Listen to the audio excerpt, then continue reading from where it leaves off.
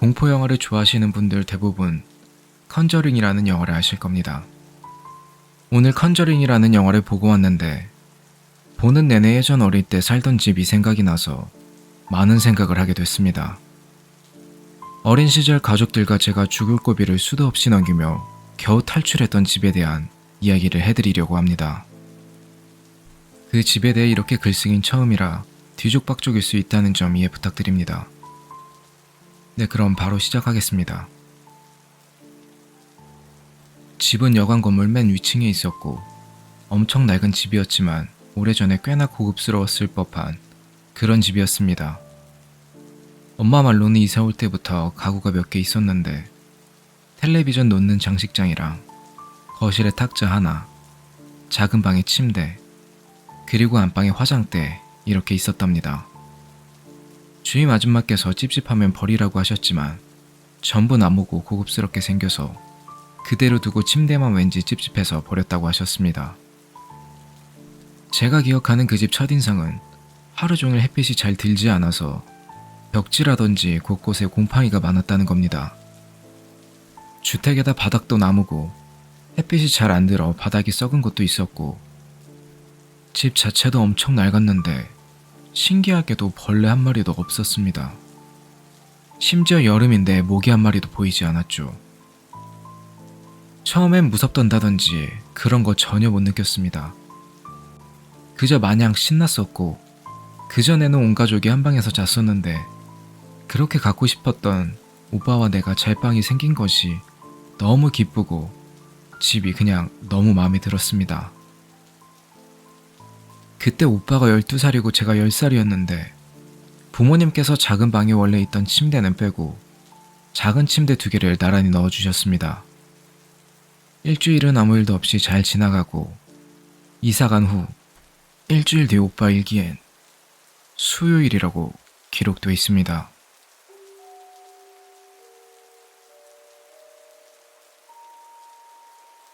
새벽에 자다가 깼는데 이상한 소리가 들렸습니다. 누가 손가락으로 벽을 불규칙하게 딱, 딱딱, 딱, 딱딱딱딱 이런 식으로 치는 겁니다. 처음에는 오빠가 일어났나 싶어서 그냥 자려고 눈을 감고 스르르 잠에 들려고 하던데 갑자기 얼굴이 너무 시원한 겁니다. 그때가 여름이었거든요. 그 집이 원래 시원한 편이라 선풍기는 딱히 틀어놓지 않았고 도둑 든다고 창문도 닫고 자고 그랬습니다. 얼굴에 바람이 부는 것도 아니고 마치 박하 같은 걸로 세수한 기분이랄까? 나중엔 팔하고 허리까지 시원했는데 뭔가 갑갑한 느낌도 들었던 것 같습니다. 그때 누가 제 어깨를 잡고 확 끌어당겼습니다. 정신이 들면서 잠에서 확 깬 저는 서 있었고 창문 앞에서 아빠가 저를 안고 계셨습니다. 온 집의 불도 다 켜져 있었고요. 오빠는 방문 앞에서 엄마 뒤에 숨어 있었고 눈을 떴을 때 왜 그런 상황이었는지는 궁금하지도 않고 그날 그냥 아빠가 그대로 안고 안방으로 가서 가족들 다 같이 안방에서 잠들었던 것 같습니다. 제가 겁먹을까봐 아무도 저한테 말을 안 해준 게 있었는데 후에 몇 년이 지나고 나서 오빠 말로는 자다가 일어났는데 제가 창문 앞에 서서 창문을 손가락으로 딱딱 치고 있었다고 합니다. 왜 그러냐 물어봐도 대답이 없어서 덥냐고 창문을 조금 열어줬더니 제가 까치발을 들고 창문 밖에 얼굴만 빼고 얼굴이 이리저리 이상한 방향으로 돌리다라는 겁니다. 오빠가 너무 놀라서 제 팔을 잡아당겼는데 당겨지지가 않았답니다. 그래서 제 얼굴 보고 이야기하려고 옆으로 와서 제 얼굴을 쳐다보는데 글쎄 제 입이 귀에 걸릴 만큼 활짝 웃고 있었답니다. 그게 예쁘게 활짝이 아니라 말 그대로 입이 좀 과장해서 찢어져라 웃고 있었답니다. 오빠가 너무 무서워서 소리도 못 지르고 안방으로 달려가 부모님 깨워서 방에 돌아왔을 때는 제가 창문을 활짝 열어놓고 창틀에 아슬아슬하게 수건처럼 걸려 있었다는 겁니다. 아빠가 제 어깨를 확 젖혀서 안아주셨고 제가 그때 깼다는데 부모님께서는 그 당시 제가 심한 몽유병이라고 생각하셨다고 합니다. 오빠가 이 내용을 일기에 썼었는데 부모님께서 그런 거 쓰는 거 아니라고 해서 지웠다고. 그래서 그 날짜 오빠 일기엔 다른 내용이 적혀 있습니다. 그 뒤로 저는 몽유병 증세는 다시 나타난 적은 없습니다. 그리고 그 일이 있고 한 일주간은 집에서 그냥 갑자기 쿵 소리가 난다던가 물소리가 난다던가 그런 것밖에 이상한 점은 없었고 우리 가족은 그냥 집이 낡아서 그러려니 하며 살고 있었습니다. 그때까진 아직 사태의 심각성이라고 해야 하나? 전혀 공포심마저 느끼지 못하고 있었습니다. 집에 대한 공포심이 처음 생긴 일은 그 일 이후 일주일 정도 지나서 연달아 일어났습니다. 그러니까 어두워지기 전? 노을이 질 때쯤이었는데 살던 집이 해가 잘 안 드는 집이라 저녁이 되기 전부터 항상 좀 어둡다는 느낌이었습니다. 아빠는 가게에서 아직 안 돌아오셨고 오빠는 학원 갔다 친구 집에 놀러 간 날 엄마는 소파에 앉아있고 저는 소파 앞 탁자에 앉아서 엄마가 제 머리를 묶어주시면서 TV를 보고 있었습니다. 탁자에 양반다리하고 앉아있는데 제가 엄마한테 엄마, 탁자 밑에서 자꾸 쿵쿵거려 라고 했다고 합니다. 엄마는 그냥 대수롭지 않게 생각하시고는 밑에 층에서 뭘 하는가 보다 하고 저한테 말씀하셨답니다. 그러고 제 머리를 다 묶어놓고 TV를 계속 보는데 한 5분쯤 지나니 제가 또 엄마, 탁자가 자꾸 쿵쿵거린다니까? 하고 말했다라는 겁니다. 엄마는 그러면 그냥 탁자에서 내려와서 소파에 앉으면 되지 않니? 하고 다시 TV를 보셨고요. 근데 그 후 제가 꼼짝도 하지 않고 탁자에 계속 앉아있다는 겁니다. 엄마는 제가 삐져서 그러나 보다 하고 제 이름을 부르시고 제 팔을 잡으셨는데 저는 대꾸도 안 하고 TV만 보고 있는데 그 순간 제 팔을 통해서 쿵 하는 느낌이 전해졌다는 겁니다. 바닥에 있는 엄마 발에서는 안 느껴지는 진동이요. 탁자하고 저만 쿵 하고 울리는 듯한 느낌이었답니다.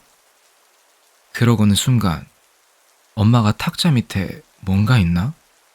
혹시 커다란 짐승이라도 든 것 아닌가? 하는 엉뚱한 생각을 하시고는 탁자 밑을 봐야겠다는 생각을 하셨답니다. 탁자는 낮았고 나무 재질이었습니다. 둥그란 나무 판자를 밑에 네모가 받치고 있는데 탁자 밑에 8cm 정도 공간이 뚫려있는 그런 탁자였습니다. 처음엔 그냥 다리를 벌리고 손을 탁자에 댄 채 고개를 숙여서 탁자 밑을 슬쩍 봤는데 검은 게 왔다 갔다 거리다가 손에 쿵 하는 느낌이 전해지더라는 겁니다. 엄마는 너무 놀라서 악 소리를 지르며 저를 데리고 TV 쪽으로 몸을 피하셨고 천천히 멀리 떨어져서 탁자 밑을 보려고 엎드리셨는데 순간 시커먼 게 확 튀어나와 엄마를 덮쳤다고 합니다. 엄마는 순간 눈을 감고 허공에 팔을 휘저으면서 미친 사람처럼 소리를 고래고래 지르셨대요. 그러시다 정신이 빠져서 거실에 저를 두고 기어 안방으로 도망을 가셨다가 이내 정신을 차리고 나와 저를 챙기고 집에 있던 막대기 같은 걸 집어와서 거실 곳곳을 샅샅이 뒤지셨는데 그 검은 것은 온데간데 없고 형체도 없다라는 겁니다. 저한테 그것을 봤냐고 어디 갔냐고 물으니 제가 손으로 가리킨 곳은 탁자 밑. 참고로 저는 그 당시 일을 기억하지 못합니다. 그 후에 오빠가 오고 아빠가 와서 탁자 밑이랑 집 곳곳을 꼼꼼히 뒤져봤지만 그 검은 물체의 정체는 알 수 없었고 결국 흐지부지 마무리가 됩니다. 이틀이 지나고 해가 저물고 깜깜해질 때쯤 일어났던 일입니다. 이번 일은 저도 아직도 생생히 기억합니다. 그 집은 안방, 작은 방, 그리고 너무 작아서 그냥 창고로 쓰기로 한 방이 이렇게 있었는데 저희 식구가 원래 4명이 한 방에 살았던 터라 이사 올 때 짐도 별로 없었고 창고로 쓸 일이 없어서 그 방은 그냥 가족 앨범이라든지 예전에 갖고 놀던 장난감들이 한켠에 조금 있고 텅 비어 있었습니다. 놀기 좋은 방이었지만 그 방은 창문이 너무 작아 햇빛이 제일 안 들어서 곰팡이가 많이 피어 있었고 화장실 옆이라 그런지 냄새가 나서 오빠와 저는 잘 안 들어갔습니다. 아무튼 그날은 가족끼리 거실에 앉아 있었는데 부모님께서 이야기를 한참 하시다가 잠시 아버지가 화장실에 가셨습니다. 저와 오빠는 옆에서 각자 TV 보고 있었고요. 그런데 아빠가 갑자기 큰일 보시다가 밤에 그렇게 크게 웃으면 안 되지 하시는 겁니다. 엄마는 잘못 들으셨는지 뭐라고요?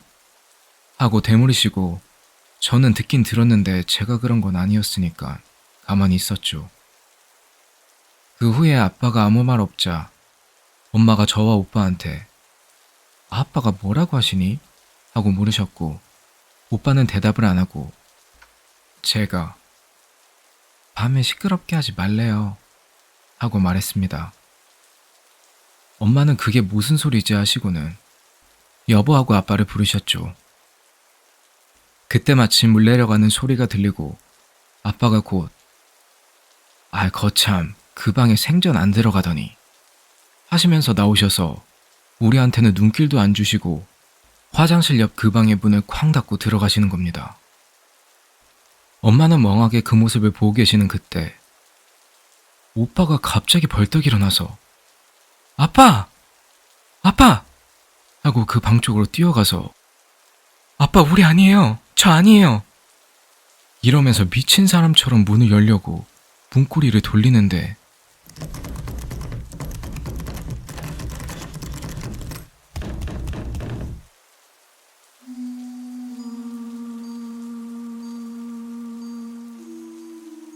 안에서 잠그셨는지 문은 안 열리고 오빠는 막 울기 시작했습니다. 그 방 안은 정적. 엄마는 얼마나 놀라셨는지 가만히 굳어 계시다가 오빠가 울자 다가가셔서 왜 우니 하고 오빠를 달래며 대신 문을 열려고 하셨는데 역시 문은 잠겨 있었습니다. 엄마도 많이 당황하신 듯 여보하고 부르시며 문에 귀도 대보고 하셨습니다. 오빠는 옆에 주저앉아 엉엉 울어댔습니다.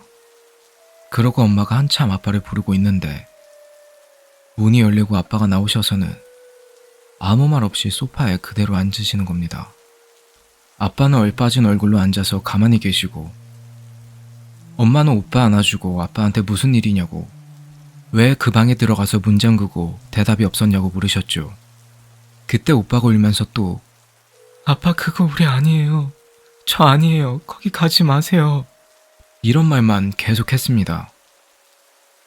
엄마는 답답해 하시면서 도대체 뭐냐며 말을 해야 알지 않겠냐고 아빠한테 화내시고 곧바로 오빠 보고 또 그치라고 혼내셨죠. 그때부터 오빠는 좀 진정이 됐는데 갑자기 아빠가 오늘은 아무래도 나가서 자자면서 엄마랑 저희 보고 당장 이 집을 나가자고 했습니다. 엄마도 지난번에 탁자 일도 있고 해서 그러신지 그러자 하시고 우리 가족은 지갑만 챙겨 들고 거의 도망치듯 집을 빠져나왔는데 그런데 한창 나가는 도중 아빠가 멈춰서더니 잠시 뒤돌아서서 집 앞에 우리를 세워놓고 오빠한테 혹시 뭘 봤냐고 물어봤습니다. 오빠는 뭘 본 건 아니고 들었다고 말했습니다. 아빠는 뭘 들었냐고 물어보셨고 뒤이어 오빠 입에서 나온 말에 우리 가족은 전부 무슨 달리기 경주하듯이 집에서 도망쳐서 찜질방으로 뛰어갔습니다. 오빠 이야기로는 아빠가 화장실에 들어가고 얼마 안 돼서 그 창고로 쓰는 방에서 오빠 목소리와 제 목소리가 들렸다고 합니다. 막 웃으면서 아빠 소리치는 소리가 들렸다고 합니다. 그러고 잠시 후 아빠가 밤에 그렇게 크게 웃으면 안 되지? 하고 소리치셨는데 그 말 듣고 오빠는 저희 거실에 있어요 라고 말하려고 입을 떼는데 순간 아무도 없는 왼쪽에서 누가 귓속말로 쉿, 슈가 라고 했답니다.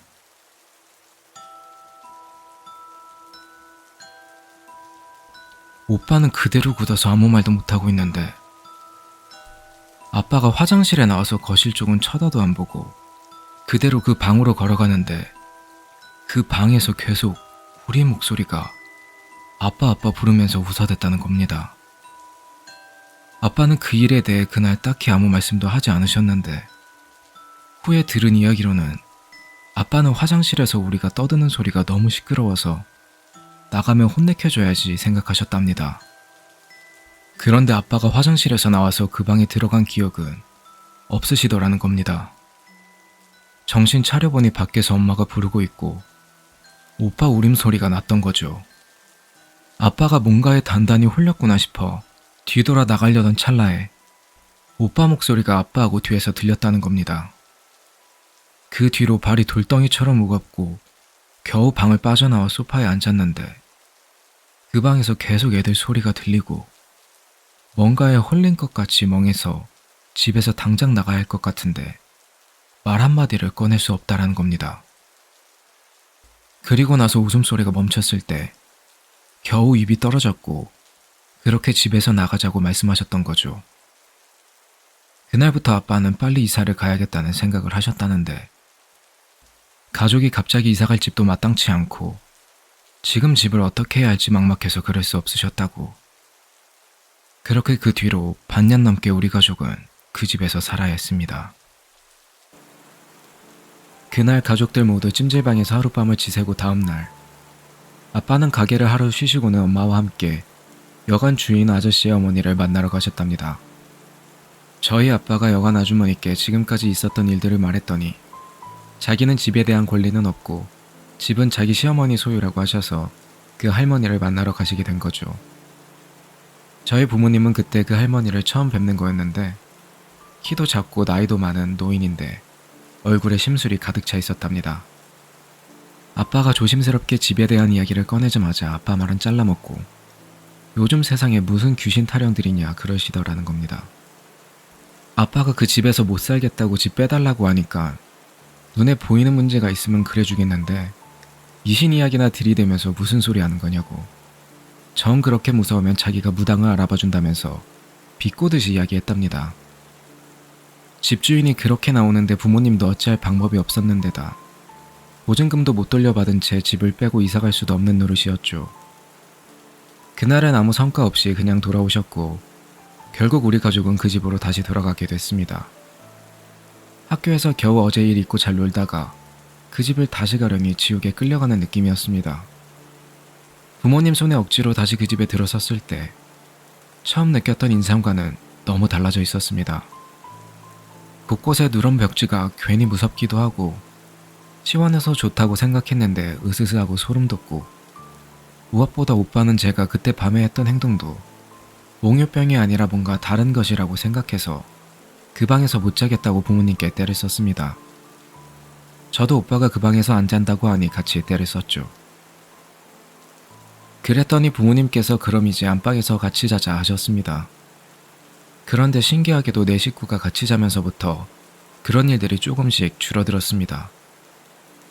그냥 가끔 저녁에 쿵 소리가 난다던가 TV가 꺼지는 등 짜잘한 일만 생기고 괜찮은 듯 보였습니다.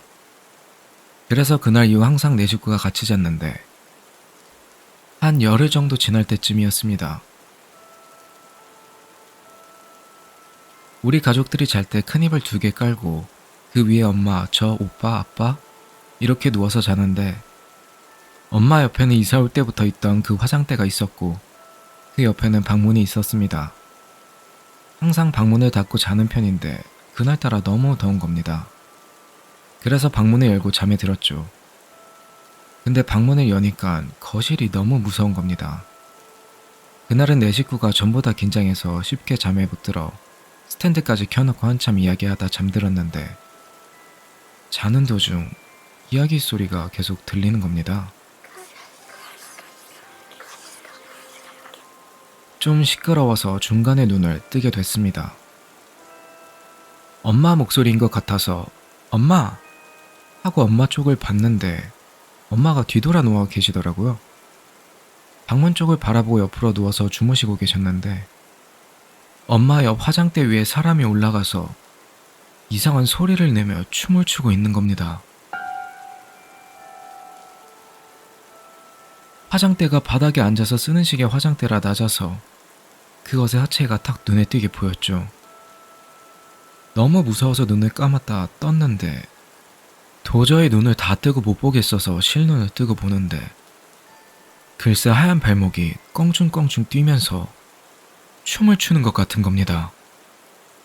도저히 보고 있을 수가 없어서 눈을 감았는데 이상한 소리를 계속 내는 겁니다. 말도 아니고 이상한 기괴한 소리 같은 걸 내면서 계속 방방 뛰고 있는 것 같았습니다. 식은땀을 뻘뻘 흘리면서 거의 몇십 분을 뒤척이지도 못하고 그렇다고 눈을 뜨지도 못하고 그 이상한 소리를 듣고 있다가 저도 모르는 사이에 지쳐 잠이 들었습니다. 다음날 제가 제일 먼저 일어났는데 오빠는 어디 갔는지 자리에 없고 엄마랑 아빠랑 전부 몸을 웅크리고 방문 쪽으로 누워서 자고 있는 겁니다. 이상하다고 생각했는데 곧바로 엄마가 일어나시더니 갑자기 소리를 지르시는 겁니다. 그 소리에 아빠가 벌떡 일어나셔서 엄마 보고 왜 그러냐고 물으시다가 아빠도 굳으시고 글쎄 화장대에 있던 엄마 화장품이 다 바닥으로 떨어져 있는 겁니다. 아빠도 엄마도 전부 밤에 시끄러운 소리를 듣고 깼는데 화장대에서 방방 뛰는 그것을 보고 한참 동안 가위에 눌리다 소리가 멈춰서 겨우 잠드셨다는 겁니다. 그렇게 우리 셋은 놀랄 새도 없이 아빠가 오빠 없어진 거 눈치채시고 우리 셋이 오빠 찾으러 거실로 나갔습니다. 그런데 오빠가 작은 방에도 없고 거실에도 없고 창고에도 없는 겁니다. 오빠 이름 부르면서 한참 찾고 있는데 작은 방 옷장에서 오빠 우는 소리가 들리는 겁니다. 오빠가 옷장에 있는 것 같다고 아빠한테 말씀드려서 아빠가 옷장 문을 열었는데 오빠가 진짜 죽을 것 같은 사람처럼 고함을 빽 지르면서 옷장에서 튀어나와서 방 밖으로 뛰어나가다가 넘어지는 겁니다. 엄마가 놀라서 바로 오빠 일으켜 세우셨는데 글쎄 오빠가 밤새 울었는지 얼굴이 퉁퉁 부어 있었습니다. 부모님께서 왜 그러냐 물어봐도 대답도 없고 밖에 나가자, 밖에 나가자 계속 이 말만 반복했습니다. 그래서 엄마가 그래 씻고 옷만 갈아입고 나가자 하면서 달래셨는데 오빠는 싫다고 지금 나갈 거라고 소리를 지르고 난리를 피우는 바람에 결국 오빠 상태도 안 좋고 옷도 안 갈아입으려고 해서 학교에 아프다고 전화하고 아빠가 오빠 가게에 내려가고 전 엄마가 학교에 챙겨 보냈습니다. 학교가 끝나고 집에 돌아왔는데 오빠가 계속 어린애처럼 엄마한테 착 달라붙어 있었습니다. 평소 같으면 오빠한테 장난치고 놀렸을 텐데 저도 그냥 얌전히 아빠 옆에 붙어 있었습니다.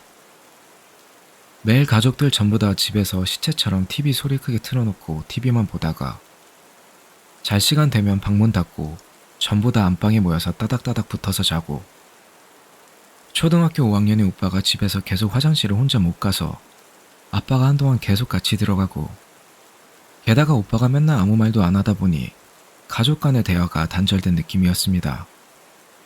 오빠한테 그날 왜 그랬는지 아무리 물어봐도 계속 대답을 안 해줬거든요. 그러고 또 며칠 아무 일 없다가 하루는 기분 전환 겸 가족끼리 외식하러 고기를 먹으러 갔는데 거의 다 먹어갈 때쯤 오빠가 또 부모님께 우리 집에 가지 말자 그러는 겁니다. 그랬더니 아빠가 오빠를 달래셨죠. 목요일날 왜 그랬는지 부모님께 말을 해야 부모님께서 아신다고. 말도 안 하고 집에 가지 말자 그러면 부모님께서는 뭐 때문인지 모르신다고. 지금 당장은 이사 못 가지만 조금 있다가 다른 곳으로 꼭 이사 갈 테니까 뭐가 무서운지 부모님께 말해달라고 말씀하셨는데 그제서야 오빠가 그날 이야기를 꺼내게 됐습니다. 그날 오빠는 자다가 화장실을 갔는데 무서워서 화장실 문을 열고 볼일을 봤다고 합니다. 근데 어렴풋이 방에서 떠드는 소리가 들려서 누가 깼나 보다 하고 안 그래도 무서웠는데 좋았었다 하더라고요. 그래서 기분 좋게 볼일 보고 방에 가려고 나왔는데 화장대 위에서 키 큰 여자가 하얀 천을 둘러매고 머리는 산발이고 발목만 하얗게 내놓고 춤을 추면서 이상한 알아들을 수 없는 소리를 내고 있다는 겁니다. 너무 무서워서 소리도 못 지르고 화장실 앞에서 꺽꺽대며 울었는데 그게 화장대에서 폴짝 뛰어내리더니 오빠를 잡으러 막 쫓아오더라는 겁니다. 이상한 춤을 추며 이상한 소리까지 내면서 오빠가 안방으로 도망치려니까 잡힐 것 같아서 작은 방으로 가서 옷장 안에 숨었는데 그게 옷장 밖에서 이상한 소리를 내다가 엄마 목소리도 흉내내고 아빠 목소리도 흉내내고 제 목소리도 흉내냈는데 가족들 목소리로 너 죽는다. 빨리 나와라. 죽는다. 밤새 옷장 앞에서 쿵쿵 뛰어대면서 가족들 목소리로 협박했다가 갑자기 이상한 목소리로 끽끽 웃어대다가 오빠는 옷장에 숨어서 소리내서 울지도 못하고 입을 틀어막은 채 밤새 울었다는 겁니다. 그날 밤에 아빠랑 저랑 엄마가 이상한 소리 멈춰서 겨우 잠들 수 있었을 때 글쎄 그 귀신이 오빠를 쫓아가서 그랬던 거죠. 나중에 알게 된 사실인데 그 옷장은 우리가 가져온 옷장이거든요. 엄마가 아빠한테 시집 올 때 가져온 옷장인데 외할머니께서 그 옷장 안에다가 악한 기운 쫓는 그런 부적을 붙여두셨나 봅니다. 그래서 귀신이 그 옷장에 숨은 오빠한테 해코지를 못한 거일 수도 있다고 엄마가 그러시더라고요. 외식 후에 오빠와 저는 제일 가깝게 사시던 고모 할머니 댁에 잠시 맡겨졌습니다. 오빠 상태가 안 좋아서 부모님께서는 저희를 맡겨두고 그 집과 단판을 지으려고 생각하셨답니다. 외식하기 하루 전 누구한테 연락을 해야 할까 고민하시다가 친할머니는 천주교셔서 안 될 것 같고 가끔 절도 다니시고 용암무당 찾아다니시기 좋아하는 외할머니께 연락을 드렸는데 신기하게도 전화를 걸자마자 바로 받으셨답니다. 평소에 귀가 좀 어두우신 데다 외할머니 댁 전화벨 소리가 작아서 전화를 걸면 한참 후에 받으시는 편인데 바로 받으셔서 엄마가 엄마 웬일로 전화를 바로 받으셨대요? 하고 여쭈었더니 외할머니께서 며칠 전부터 같은 꿈을 계속 꾸셨는데 외할아버지가 꿈에서 액자를 뒤집어서 들고 외할머니를 계속 쫓아오셨다는 겁니다. 외할머니는 이 영감탱이가 나를 데리고 가려고 내 영정사진을 들고 쫓아오나 싶어서 매일 밤 도망 다니시다가 잠에서 깨셨다는데 어젯밤에는 도무지 꿈을 깰 생각을 안 하는 통에 너무 지치시고 힘드셔서 꿈에서 달리다가 멈추시고는 아니 영감 대체 왜 이러는 거야? 하고 화를 내셨는데 할아버지가 말없이 뒤집어 들고 있던 액자를 바로 해서 할머니께 전해주셨다는 겁니다. 그래서 할머니가 그 액자를 들여다보는데 까만 액자 안에 우리 가족 사진이 있었다고 합니다. 그런데 사진이 보면 볼수록 이상하고 찝찝해서 자세히 들여다봤더니 우리 가족 말고 한 사람이 더 있었다는데 머리 산발을 한 흰 옷을 입은 여자가 자기도 우리 가족인 양 우리 가족한테 딱 붙어 있었다고. 그 모습이 섬뜩하고 기분이 안 좋아서 잠에서 깨셨는데 깨신 후에 아무리 그 여자 얼굴을 기억해내려고 해도 또렷이 기억이 나질 않으시더랍니다. 그래서 온종일 걱정하며 엄마가 전화 오길 기다리셨던 거죠. 먼저 전화를 하지 않으신 건 괜히 나쁜 꿈을 꾸고 전화를 하면 재수음 붙을까봐 그렇게 못하셨다고. 엄마는 외할머니 이야기를 듣자마자 바로 모든 이야기를 털어놓으셨고 외할머니께서는 꿈속에서 본 귀신이 우리 가족한테 꼭 붙어있는 게 이사가도 쉽게 떨어질 것 같진 않고 일단 내일 애들 맡겨놓고 내려오라고 하시더라는 겁니다. 그래서 부모님께서는 우리를 고모 할머니 댁에 맡기고 바로 내려가셨죠. 외할머니 댁까지 2시간 거리여서 저희 데려다 주시고 가니 10시쯤 도착하셨다는데 시간도 너무 늦었고 해서 그날은 그냥 외할머니 댁에서 자고 그 다음날에 외할머니가 용암 무당집이라고 어디론가 데려가셨답니다. 아빠는 집안이 천주교셔서 무당집은 처음이라 긴장하셨는데 생각보다 멀쩡한 가정집이고 불교 용품이 있는 것 빼고는 특별한 게 딱히 없었다고 합니다. 그 무당은 40대 여자인데 모시는 신 때문인가? 결혼도 안 한 처녀 무당이었는데 외할머니 말씀으로는 아는 사람만 아는 유명한 무당이라고 합니다. 그런데 옷도 무당 같은 옷이 아니라 사복을 입고 있고 넉살 좋게 웃으며 부모님을 반겨서 처음엔 그 집의 무당의 가족인 줄 알았는데 외할머니가 먼저 바닥에 앉으시고 따라서 부모님께서 앉으려고 하는데 그 사람이 그렇게 걱정되는데 왜 안 데려왔어요? 데려와야지 라고 하더랍니다. 부모님께서는 갑작스럽고 당황해서 아무 말도 안 하고 서 있었더니 일단 앉으시고요. 딸은 안 데려와도 아들은 데려와야 되는데 하면서 우리가 겪은 일을 듣지도 않고 줄줄 말하더라는 겁니다. 구체적이진 않았지만 딸은 한번 죽을 뻔하고 아줌마는 놀라서 나자빠지고 아저씨는 한번 호되게 홀리고 아들은 한번 지독하게 괴롭힘 당하지 않았느냐. 대충 이런 식으로 말입니다. 어떻게 아느냐고 물었더니 정작 그 귀신은 아닌데 그 집에 있는 귀신 중 하나가 엄마한테 붙어서 자랑하듯이 이야기해 주었다고. 아주 재밌어 하고 있다고 하더랍니다. 무당말로는 그 집에 귀신이 여럿인데 아주 악질인 귀신 하나가 나쁜 짓을 하고 있고 그 귀신은 재미로 그러는 게 아니라 진짜 화가 나 있는 상태고 나머지 귀신 중 지금 엄마한테 졸졸 따라다니는 귀신은 그게 재밌어서 괜히 같이 그런 짓을 한다고 했답니다. TV 끄고 소리내고 짜잘한 것은 다 엄마 따라다니는 그 귀신 짓이라고 하더랍니다. 아빠가 그러면 어쩌면 되는지 이사가면 되는지 이것저것 물으셨더니 아들을 데려왔으면 좋았을 건데 안 데려왔으니 어쩔 수 없고 자기가 어차피 그 집에 가봐야 할 것 같으니까 올라갈 때 같이 가서 살펴보겠다고 그러셨다고 합니다.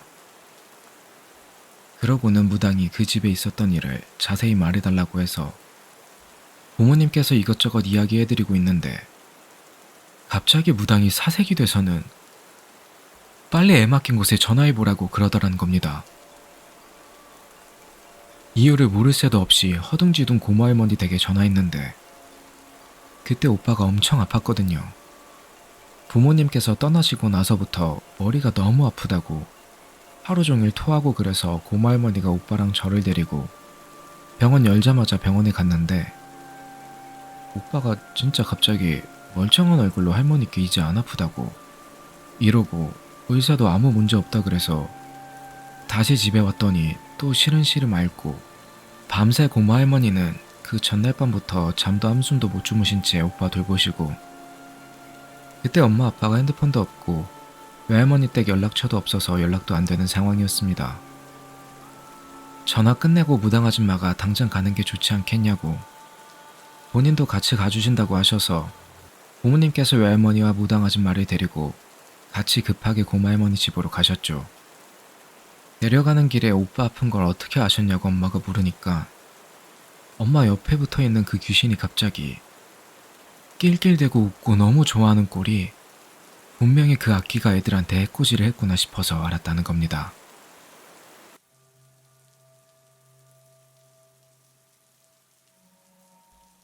무당 이야기를 듣고 나서 엄마는 계속 오빠 걱정해 오셨고 외할머니께서는 그런 엄마를 달래주셨습니다. 아빠는 무슨 정신으로 운전했는지 기억도 안 날 정도로 정신없이 오셨답니다. 제가 낮잠 자고 있을 때 부모님께서 고모 할머니 댁에 도착하셨는데 고모 할머니 집에 들어서자마자 엄마보다 무당 아줌마가 먼저 오빠한테 달려가서는 오빠를 안고 막 우셨다는 겁니다. 고모 할머니는 생전 처음 보는 여자가 저희 오빠를 안고 우니까 놀라서 멍하니 쳐다보고 엄마는 그때 아무 이유 없이 갑자기 서러워져서 무당 아줌마와 같이 막 우셨답니다. 두 분이 정신없이 울고 있을 때 외할머니가 고모 할머니께 상황을 설명하셨고 아빠는 차 주차하시고 올라오신 뒤 자고 있는 저를 깨워서 집에 가자 하셨죠. 고모 할머니는 천주교셔서 그런 걸 별로 달가워하지 않으셨고 같이 안 가신다고 하셨습니다. 그래서 고모 할머니께 인사드리고 집으로 가는데 차가 좁아서 저는 엄마 무릎에 앉아서 가고 오빠는 무당 아줌마 무릎에 앉아서 갔습니다. 그런데 무당 아줌마가 오빠를 계속 쓰다듬으면서 오빠 이름을 부르며 가엾다며 계속 중얼거리셨습니다. 저는 그때 그 아줌마가 무당인 거 모르고 그냥 아는 사람인가 보다 생각했었죠. 신기했던 게 부모님께서는 오빠 이름을 그 아줌마한테 한 번도 가르쳐 준 적이 없었다는데 아줌마는 오빠 이름을 어떻게 알았는지 집 가는 내내 오빠 이름을 주문처럼 외우셨습니다. 외할머니가 엄마한테 우는 모습이나 말투로 봐서는 아마 그 무당한테 외할아버지가 빙이 돼서 그런 거였을 거라고 하셨답니다. 집에 도착하고 차에서 내리자마자 무당 아줌마는 오빠를 내려놓고 무표정으로 집 안에 제일 먼저 들어가셨고 다시 오빠를 끌어안거나 하지는 않았습니다. 집 안에 들어가서도 특별한 행동은 없었고 그냥 이 방 저 방 둘러보고 다니다가 유독 한참 동안 멈춰 서 있을 때가 있었는데 창고 방과 화장대 앞이었습니다. 한참 돌아다니다가 작은 방에 가서 장롱을 열고 장롱에 있던 부적을 바로 찾아 떼버리는데 부적이 무슨 불에 탄 것도 아니고 누렇게 반쯤 사가 있었습니다. 새 부적을 붙이고는 오빠한테 안전하니까 숨고 싶으면 저번처럼 밝기 닿는 곳에 숨으면 된다고 하셨습니다. 그러고는 작은 방에서 나와서 탁자를 갖다 버리라 했는데 탁자가 좀 큰 편이라 아빠가 나중에 버리겠다고 하니까 지금 당장 버려야 한다고 버리자고 하는 통에 엄마 아빠 무당 아줌마 세 분이서 탁자를 겨우 밖에 내놓고 안방 화장대 앞에 가서 한참 서 있더니 버리면 큰일 날 거라고 일단 두라고 하고는 화장대 맨밑 서랍 깊숙한 곳에 접어놓은 부적 같은 걸 숨겨두고서는 누가 부적을 찾거든 절대 어디 있는지 알려주지 말라고 우리 가족한테 열심히 설명했습니다. 그런 뒤 바로 창고방으로 가서 그 방문에 부적을 붙여두고는 되도록이면 들어가지 말라고 했습니다. 그런데 뭔가 찝찝하다고 둘러봤던 곳을 둘러보고 또 둘러보다가 갑자기 무당 아줌마가 TV 받치고 있는 장식장에 가서 이것도 갖다 버려야 된다고 하셔서 또 세 분이서 낑낑거리면서 빼냈는데 글쎄 장식장 뒤에 머리카락이 진짜 한 움큼이 있는 겁니다. 무당 아줌마는 그걸 보고 질겁하셨고 당장 쓸어 없애버려야 된다고 했는데 바닥에 뭘 쏟았는지 찐득한 거에 머리카락이 한 움큼 달라붙어 있고 고약한 냄새가 나는 겁니다. 그런 게 있는데도 집에 벌레가 한 마리가 없는 게 신기할 정도였습니다. 부모님께서는 장식장 버리러 가시고 무당 아줌마는 수건을 빨아와서는 독한 집이야 독한 집 하면서 그 더러운 머리카락과 찐득거리는 거 열심히 치우더니 다 치우고는 머리카락이랑 오물 묻은 수건을 봉지에 싸서 내다 버렸습니다. 부모님께 뱀술에 사람 머리카락이다라고 했다고 합니다. 그 찐득한 게 뱀술이었나 봅니다. 집에서 한바탕 하고 아줌마가 버릴 건 다 버렸는데 아직 다 끝난 건 아니고 몇 달 뒤에 구타러 올 때까지 말한 거 잘 지키라고 계속 신신당부라고 갔습니다. 무당 아줌마가 왔다 간 후에 집골이 좀 말이 아니었습니다. TV는 바닥에 떡하니 대충 놓여있고 내릴 때 잘못 건드렸는지 TV는 고장났더라고요. 그리고 소파 앞은 휑했죠.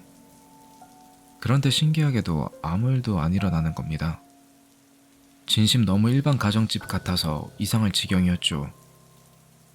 TV 없어도 가족들끼리 잘 놀았습니다. 가족들이 전부 다 약속이라도 한 듯이 서로 무섭다는 이야기는 안 했고 그냥 거실에 불 켜놓고 제가 갖고 놀던 보드게임 같은 거 꺼내놓고 놀았습니다. 전 진심 재밌었지만 지금 생각해보면 부모님께서는 억지 웃음 지으시며 놀아주셨던 것 같습니다. 밤이 되면 가족끼리 우르르 화장실 가서 다 같이 양치하고 지금 생각하면 웃긴데 가족들 차례대로 볼일 보고 나머지 가족들은 밖에서 기다려주고 우르르 안방에 들어가고 그렇게 그날 다 같이 잠이 잘 들었는데 밤새 자꾸 잠에서 깼습니다.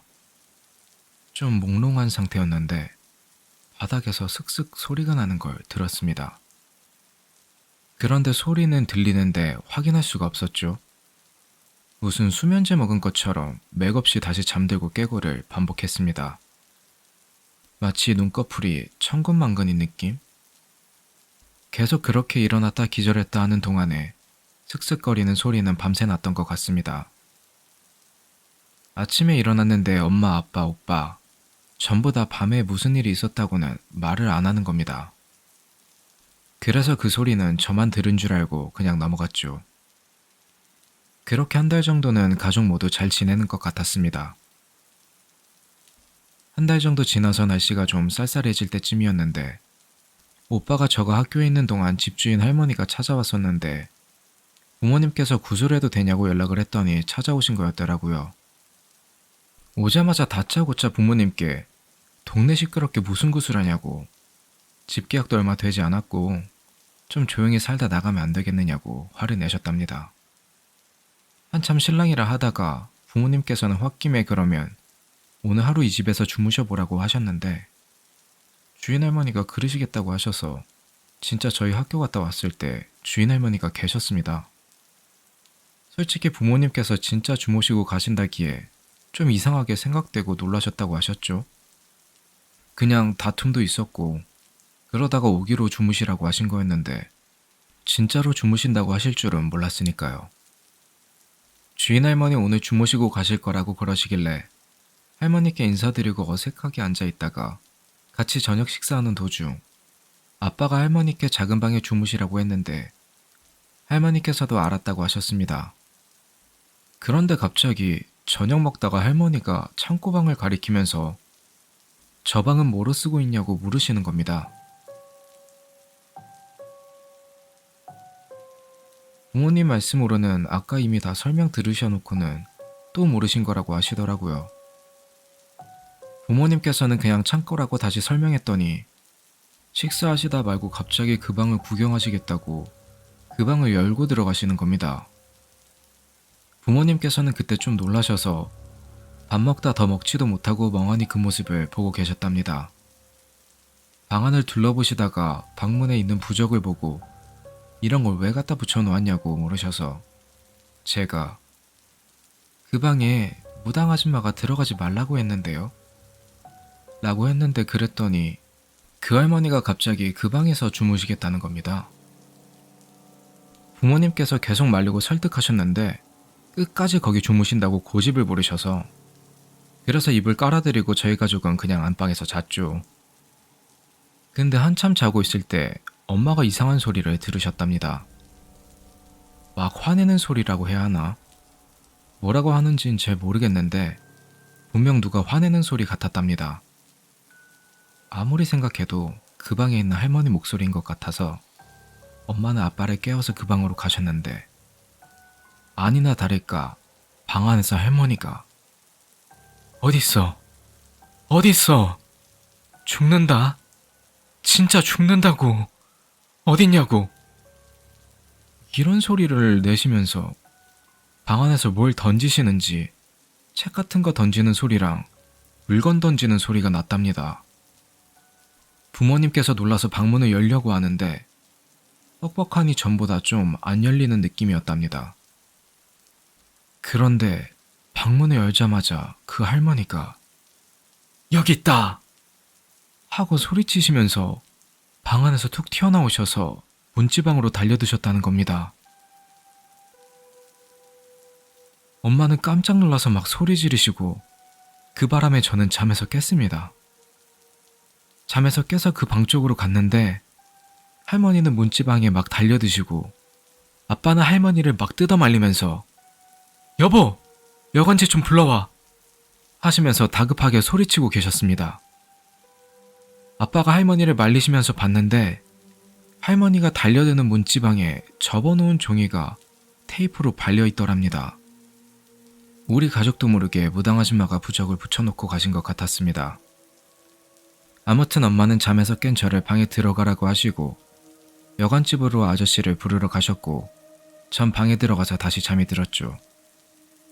엄마가 여관 아저씨를 데려와서 아빠와 같이 할머니를 겨우 그 방 밖으로 데리고 나오셨는데 아빠 말씀으로는 그때 그 할머니 힘이 보통 노인네 힘이 아니라 장사였다고 아저씨랑 아빠가 함께 말리는 힘으로도 힘드실 정도였답니다. 근데 더 이상한 건 겨우 방 밖으로 떼어내니까 할머니가 아무 일도 없었다는 듯 소파로 가서 주무셨다는 겁니다. 그 모습을 여관 아저씨랑 부모님께서 진짜 한참 넋나간 듯 보고 계시다가 여관 아저씨가 자기 어머니가 왜 저러는 거냐고 따져 물으시는데 부모님도 뭘 알아야 대답을 해드리죠.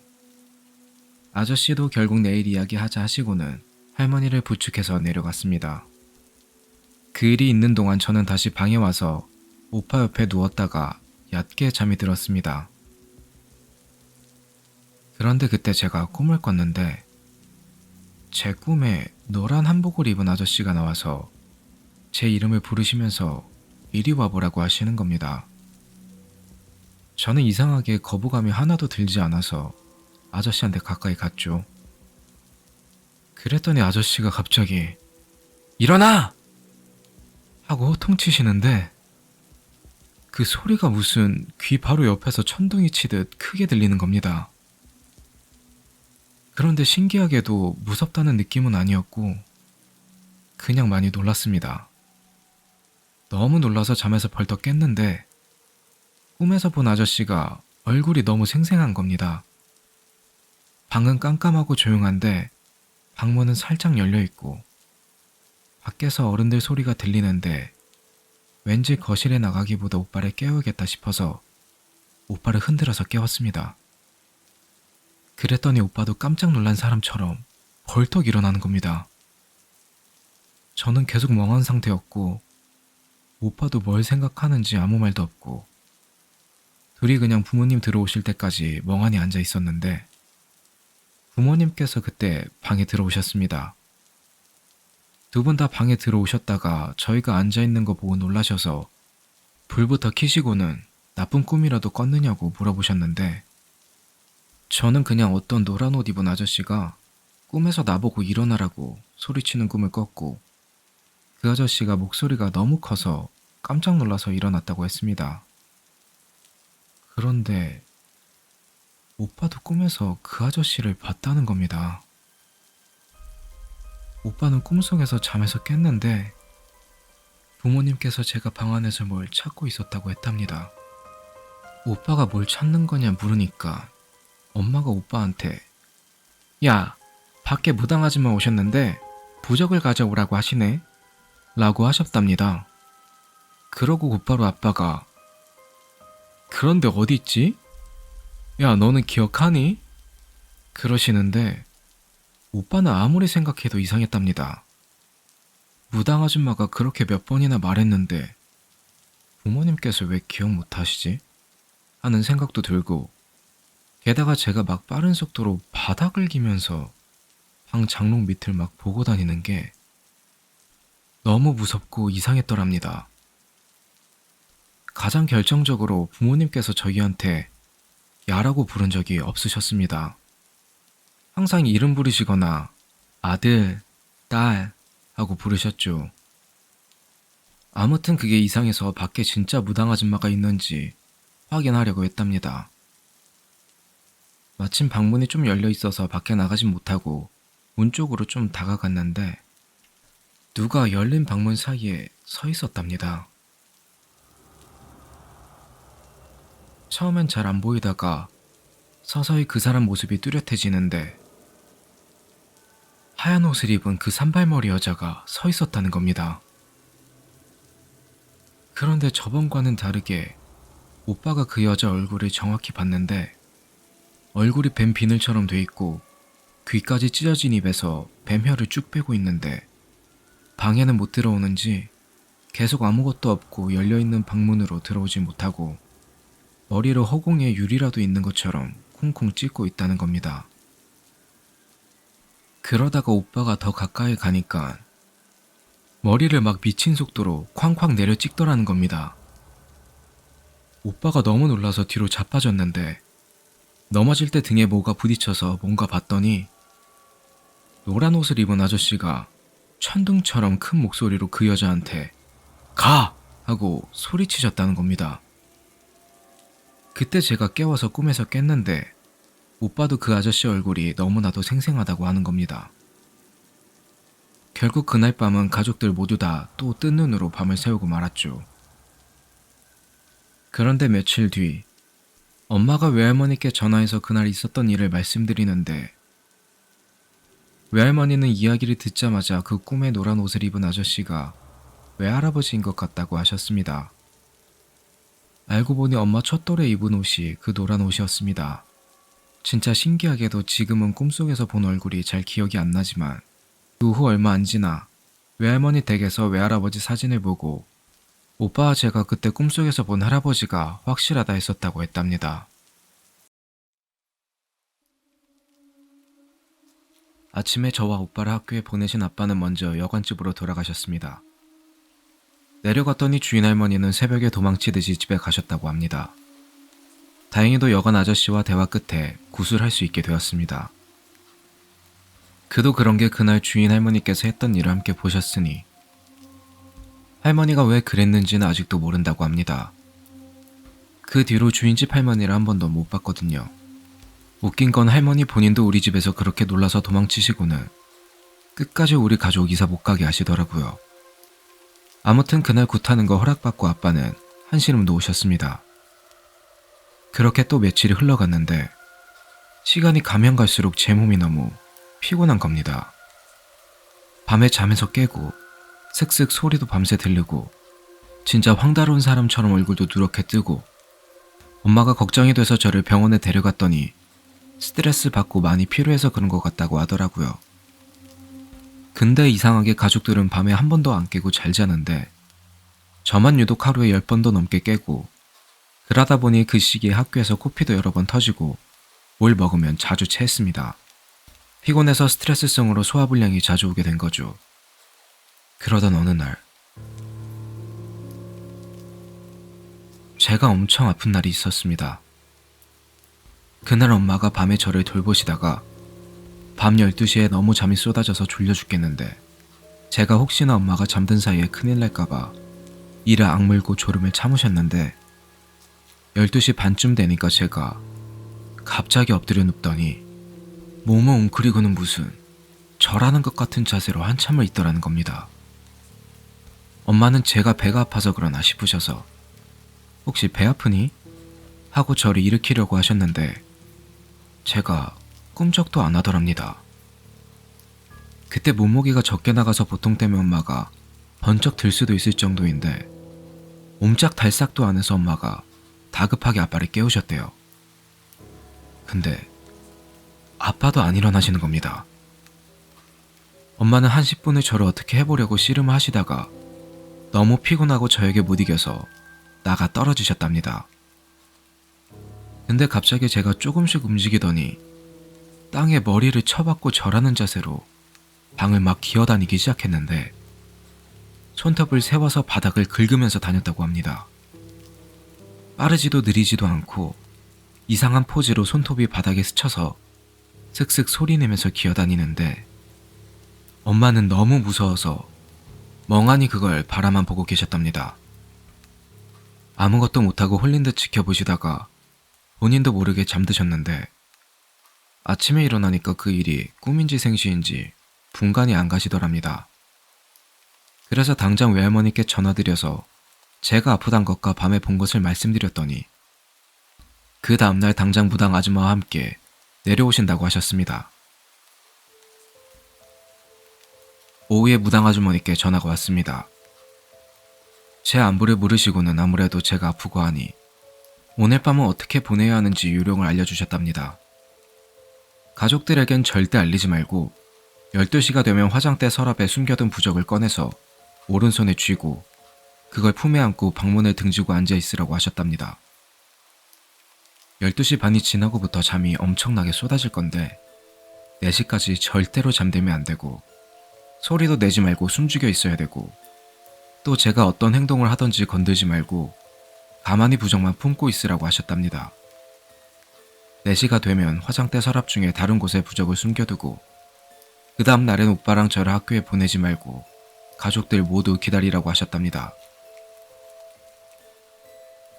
그날 밤이 되고 가족들이 모두 잠들고 나서 엄마는 계속 저를 돌보시다가 12시가 되기 좀 전에 화장대에서 부적을 꺼냈습니다.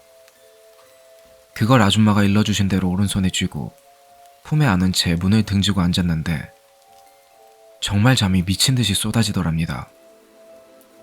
입 안쪽살을 깨물어가며 잠을 참고 있었는데 제가 또 엎드려서 절하는 자세를 하더랍니다. 엄마는 많이 놀라셨지만 그냥 그 모습을 숨죽여서 지켜보고 있으셨대요. 그런데 제가 전날처럼 얼굴을 쳐박고 손톱을 세우는 게 아니라 무슨 강아지처럼 엄마한테 귀여워서는 엄마 옆에 강아지가 눕듯이 가만히 누워있더랍니다. 제 행동을 보느라 잠이 좀 깬 것도 잠시고 전날처럼 홀리기라도 한 듯이 잠이 쏟아지는데 볼을 그렇게 피가 나도록 깨무는데도 너무 졸려서 어쩌다 잠들 때도 있을 정도였답니다. 그런데 그럴 때마다 제가 엄마 다리 위에 두 손을 올리고 꾹꾹 눌러서 깨우더라는 겁니다. 그렇게 겨우 4시까지 버텼더니 저는 언제 그랬냐는 듯 제자리로 돌아가 잠들고 엄마는 가족들이 모르게 다른 서랍에 부적을 숨기고 잠드셨답니다. 그리고 그 다음날 무당 아줌마가 외할머니와 함께 집에 찾아왔습니다. 이상하게 아줌마가 갈치를 한가득 사들고 찾아오셨는데 엄마한테 갈치를 주시면서 저녁밥은 이걸로 하시라고 하셨답니다. 갈치는 냉장고에 넣어둔 뒤에 무당 아줌마와 우리 가족은 거실에 모였습니다. 아줌마가 한참을 아무 말 없이 집안 이것저것을 보시다가 갑자기 엄청 상냥한 말투로 엄마한테 혹시 미미라는 고양이 기억하세요? 하고 물으셨는데 엄마는 그 말을 듣는 순간 머리에 뭔가 쿵 하고 얻어맞은 기분이 드셨답니다. 미미는 고양이였습니다. 엄마가 중학생 나이 때쯤 키우던 길고양이였는데 미미는 새끼를 낳다가 새끼는 몸이 너무 약해서 죽고 미미도 거의 죽어가던 걸 엄마가 주워와서는 외할머니 허락하에 키우셨다는 겁니다. 외할머니는 미미한테 살쾡이가 살쪘다고 살찌나 하고 부르셨는데 엄마는 그게 너무 마음에 안 들어서 외할머니 모르게 미미라는 이름을 붙여주셨답니다. 근데 그 이름은 엄마만 알고 있거나 설사 외할머니가 아셨다 해도 무당 아줌마가 그걸 알 턱이 없는 거죠. 정성 들여 돌봐서 회복한 뒤로도 거의 10년을 키웠는데 사실상 키웠다고도 할 수 없는 게 원래 길고양인지라 집에는 잘 있지 않았습니다. 그런데 항상 엄마가 학교 다녀올 때쯤 대문 쪽에 앉아서 가만히 기다리고 외할머니가 주는 밥은 안 먹고 엄마가 주는 밥만 먹고 엄마를 그렇게도 좋아했답니다. 그런데 어느 날부터 안 보이기 시작했고 장마철이라 비까지 내리는데 고양이가 돌아오질 않으니까 엄마는 며칠 비 맞으며 고양이를 찾다가 결국 찾을 수 없었다고 합니다. 엄마는 당연히 미미를 기억한다고 대답하셨고 무당 아줌마는 뭐가 기쁜지 엄청 좋아하셨습니다. 박수까지 막 치시면서 그러고는 한동안 상냥한 말투로 저한테도 괜찮냐고 말을 걸고 뭐 쓸데없이 가족들 한 명 한 명한테 안부를 물으시고는 그러시다가 갑자기 원래 말투로 돌아오셔서는 엄마한테 그 고양이랑 전생부터 인연이 아주 깊다고 여러 번 생을 돌면서도 서로가 서로의 은인이었던 인연인데 그런데 그 고양이가 지금 저 딸 옆에 있다고 하는 겁니다. 안방 화장대에 있던 부적은 그 방에 귀신이 들어오면 그 귀신이 자결통을 느끼게 하는 부적인데 계속해서 달려들면 혼이 완전히 사라지게 된다는 겁니다. 그런데 그 고양이가 엄마와 우리 가족을 지키려고 매일 밤 혼을 깎아먹는 자결통을 견디면서 그 방을 지킨다고 하시는 겁니다. 처음 왔을 때 무당 아줌마가 부적으로 괜찮을 거라고 고양이를 설득했는데 고양이가 끝까지 지키겠다고 그 방에서 옴짝달싹을 안 한다고 하셨죠. 제가 엄마가 졸릴 때마다 꾹꾹이를 했던 게 다 미미 덕분이었던 겁니다. 엄마는 그 이야기를 듣고 막 우셨습니다. 무당 아줌마는 부적을 없애주고 싶지만 부적 없이는 집에 있는 귀신이 팔뚝만한 구렁이인데 그 구렁이로부터 고양이는 절대 가족을 지켜줄 수 없고 부적을 떼게 되면 가족이 큰일 날 거라 그럴 수가 없다고 하셨죠. 더군다나 고양이가 가족을 지켜준다고 딸 옆에 있어봤자 귀신이 붙어있으면 수호령이 아닌 이상 산 사람은 힘들다고. 고양이는 그것을 모르니 오늘은 고양이 혼이 다 갉아먹히기 전에 그 고양이를 보내주러 오셨다고 하셨습니다. 그날 저녁 식사 후 고양이를 성불시키는 제사를 간단하게 지냈습니다. 부실하기보다는 간단한 제사였습니다. 사오신 갈치는 제사상에 올라갔고요. 그때 저는 무당 아줌마가 시키는 대로 가만히 앉아 있었는데 제사 지내는 중간중간 기억이 뚝뚝 끊기는 안 나는 부분이 있습니다. 부모님 말로는 아무 일 없이 잘 끝났다고 하셨습니다. 무당 아줌마는 제사 후에 곧바로 가셨습니다. 당장 굿은 못하니까 몇 달 더 있으라고 하셨는데 이유는 말해주지 않았습니다. 그 당시에 가족들이 뭐 때문인지 따지고들 입장도 아니었고 부모님께서도 그런 성격이 못 되셔서 물어보지는 못했습니다. 아무튼 그 제사를 지내고부터 일단 저는 잠을 잘 자게 되었습니다. 근데 무당 아주머니가 가시면서 새로 당부하신 게 있었는데 오빠한테 꿈에 뭐가 나와서 말을 걸던 간에 대답을 하지 말라고 했습니다. 4번 이상 대답하면 안 된다 하고 그러고 내려가셨는데 그 뒤로 3개월 동안 가족끼리 안방에 갇히다시피 살았습니다.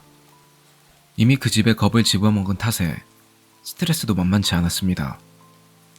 무당 아줌마가 안방 말고는 잠자리로 안전한 방 없다 하셨거든요. 그렇게 3개월 동안 오빠는 잊을만 하면 요상한 꿈을 꿨습니다.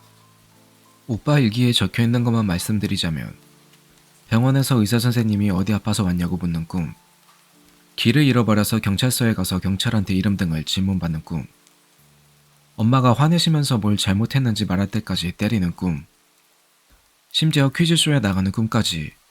그게 무당 아줌마가 말하신 질문인진 몰라도 신기하게도 꿈꿀 때마다 오빠는 남자 목소리가 꿈이다, 꿈이야 하고 말하는 목소리가 들렸다는 겁니다. 오빠도 꿈인 줄 몰랐으면 대답했을지도 모르지만 매번 꿈인 걸 알게 해준 거죠. 그렇게 시간이 지나고 마지막 한 달은 오빠가 꿈을 전혀 꾸지 않게 되었습니다. 신기하게 그 시기에 딱 무당 아줌마가 연락도 없이 찾아오셨습니다. 밤중에 갑자기 젊은 여자 한 명하고 같이 오셨는데 원래는 사복 입고 다니시는데 옷까지 무당처럼 차려입고 오셔서는 가족들 전부 오늘 밤 다른 곳에서 자고 오라고 하셨습니다. 그날 엄마랑 저희는 고모 할머니 집에서 자고 아빠는 가게에서 쪽잠 자고 아침 일찍 집에 갔더니 같이 왔던 젊은 여자는 이미 돌아갔는지 없고 무당 아줌마가 끝났다 하고 인사하고 가셨답니다. 가시면서 집에 향냄새 빠지면 마누라랑 애들 데리고 들어와서 이사 갈 때까지 편히 지내라고 하셨는데 무당 아줌마한테 돈 챙겨드렸더니 외할머니께 입은 은혜가 있다고 돈 거절하시고 그냥 가셨답니다. 그 뒤로는 거짓말처럼 아무 일도 없었고 우리 가족은 2달 뒤에 이사를 갔습니다. 이사 갈 때도 주인 할머니는 못 뵙고 후에 아빠가 동네 사람들한테 들은 이야기로는 그 집에 전에 산 좋아하는 아저씨 부부가 살았는데 산에 가면 뱀을 잡아다가 산채로 술을 담그고 그걸 모으는 게 취미였다고 합니다. 이야기는 여기서 끝이고요. 문제의 집터는 현재 아스팔트 길이 되어 있습니다. 그 집이 없어진 탓에 이 사건 후에 한 번도 찾아가 볼 수 없었지만 사실 찾아가고 싶지도 않았고요. 그치만 지금도 생생히 기억이 납니다. 그 집의 구조라던가 그 집에서 났던 냄새도 어렴풋이 기억이 납니다.